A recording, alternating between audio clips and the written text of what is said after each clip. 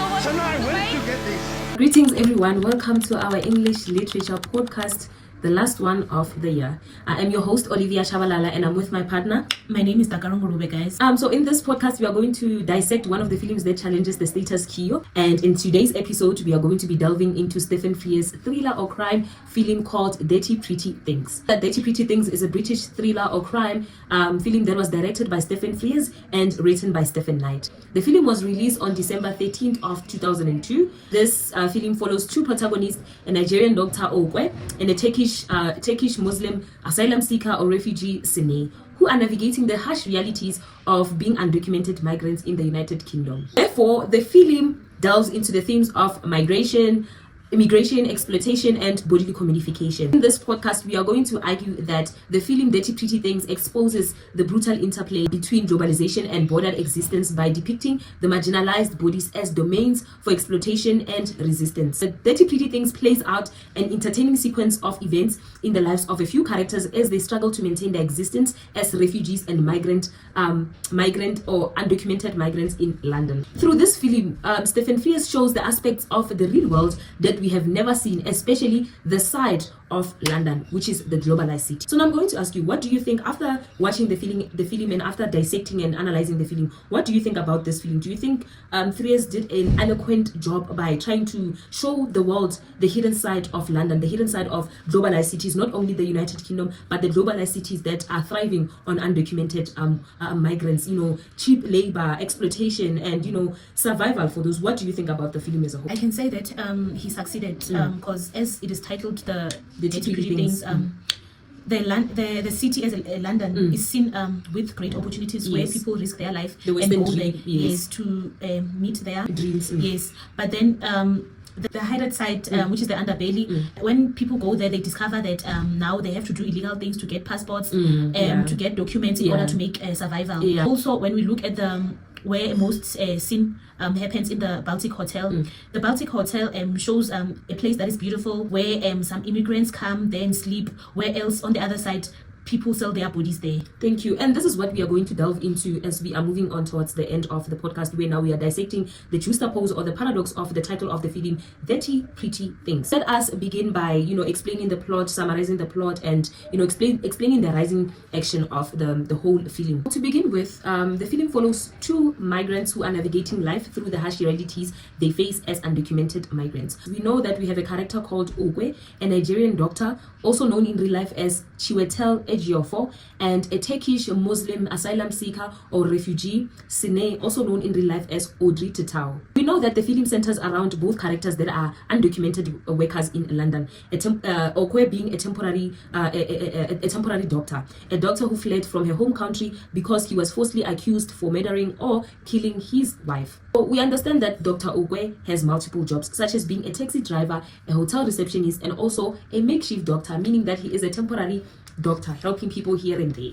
And we have a character also known as Sine, who is a Turkish and Muslim asylum seeker or refugee. Despite her rights of being an asylum seeker in the United Kingdom, she comes to face the harsh realities of being a migrant in the United Kingdom, as she faces multiple jobs in order for survival, working at a sweatshop and ending up selling her own hair for survival. This is where now we get the gist, or we get the overview of what the story is going to be about. These roles that they have as like the multiple jobs exposes the globalization and the invisible cheap labor that is forced upon undocumented migrants, emphasizing the global cities like London thrive on migrant labor without providing them legal protection.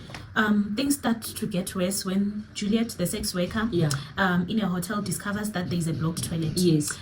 She goes and alerts Okwe. So now Okwe decides to go and fix the toilet, only to discover a human kidney inside the toilet. Okwe now is beginning to ask himself, why is there a kidney inside the toilet? Okwe now finds out also that the hotel manager named Juan is involved in illegal business. Position where now Dr. Okwe finds out that there is a unlawful acquisition of human organs that is directed by the hotel manager. That is where now we see that there is exploitation. They are using the human body or the human domain, the human organs, as a way for their own survival. They manipulate undocumented migrants at their worst scenarios for them to know that they're trying to survive by using their own body. So this is where now we see the body as what? As a currency in the film. There's a scene where we see a immigrant wounded so badly, yes, and then Okwe decides to look what's going on, to help. Yes. As we know that Okwe is a Nigerian doctor, yes, and he discovers that this guy is like doesn't have papers, so he was so scared to go to the hospital or call the police of what's going on since he doesn't have papers. So Okwe helps his because since he doesn't have papers, he helps that guy. He helps that guy with the help of his friend this other guy who was working at the mortuary. He's called Joyi. Yes, he works at the hospital mortuary. Yes. So that's where Okwe was finding some of the medication to help his fellow people. Right. As we move on, in the insights from Emily Davis' article, the connection between the bodies and borders. Davis in this article emphasizes how borders and also the lives of people are closely connected, and also shows how globalization impacts our self-knowledge, as in like you no longer know who you are within the country. The characters' challenges show how greater social issues of not having documents, belonging in a country, are only appreciated for their hard work. Yes, I can say also their bodies are seen as objects, whereby they are not seen as like literal humans. Yes, they are just appreciated for their hard work. So in addition, we are going to explain the term of globalization. Globalization is a term that describes or reveals the growing process of global economies, cultures, and population that become interconnected, influenced by the border trade or technology. And as we are going to link our film to Emily Davis' article, the intimacies of globalization bodies and border on screen.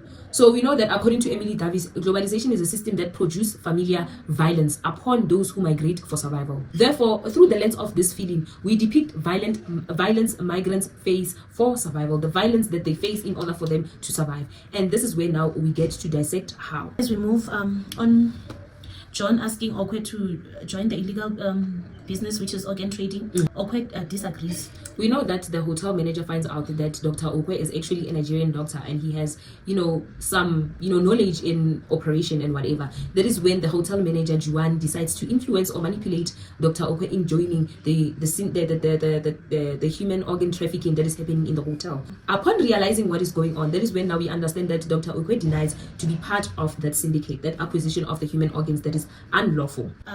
And also Sine agrees to trade her kidney. Juan demands to sleep with her, and to avoid pregnancy, Juliet, the sex worker, offers Sine a morning after pill. This shows that Davis' framework highlights how the dynamics of exploitations are not merely about the literal organ exchange, but the unspoken sexual labor. We are going to delve more into the paradox that lies between the film's title, Dirty Pretty Things. Beyond allegorizing the title of the film, we get a sense of paradox. The film juxtaposes the pretty appearance of the jobs, being a taxi worker, being a cleaner, being a hotel receptionist, being a doctor. But also, it shows the exploitation that comes with those appearance of those jobs. We get to understand that through the lens of the film, Stephen Frears wanted to elaborate or show people more on the unseen part of the globalized cities, where now you work as a cleaner. However, that is not merely being a cleaner, but it comes with a lot of things. You are being underpaid, it's cheap labor, you get asked to do certain things that you didn't sign up to do. Okay, so to conclude our podcast for today, we have finally come to a conclusion that Dirty Pretty Things powerfully unpacked the violent entanglement of globalization, bordered violence, and bodily commodification, highlighting the marginalized body as part of the microcosm for exploitation and a vessel for subversive. Through the journey of Dr. Okwe, a Nigerian doctor, and also Sine, we experience a full comprehension of the harsh realities that are faced by undocumented migrants living in globalized cities or the United Kingdom. With crossing a border and being a migrant in globalized cities, this is where now Emily Davis' article helps us to elaborate further on the intersection of bodily commodification and exploitation and intimate violence that come with crossing a border and also being an undocumented migrant in globalized cities. What are your final remarks on this whole film as a whole? What do you think? Do you think we need films like this, especially as in the modern contemporary world where now we have to raise awareness on certain things that are happening in as part of globalization? Yes, I can say that we need movies like this because we get to know what migrants, undocumented migrants go through in order for survival. We get to know the underbellies of other countries, and we are aware. So that is that from us, you guys. Thank you for watching our last podcast of the year, and we're excited that you guys will get to see this episode, watch this episode, and enjoy. Thank you guys for joining us today. My name is Olivia Dakalo. And my name is Dakalo. Thank you guys for watching, and bye.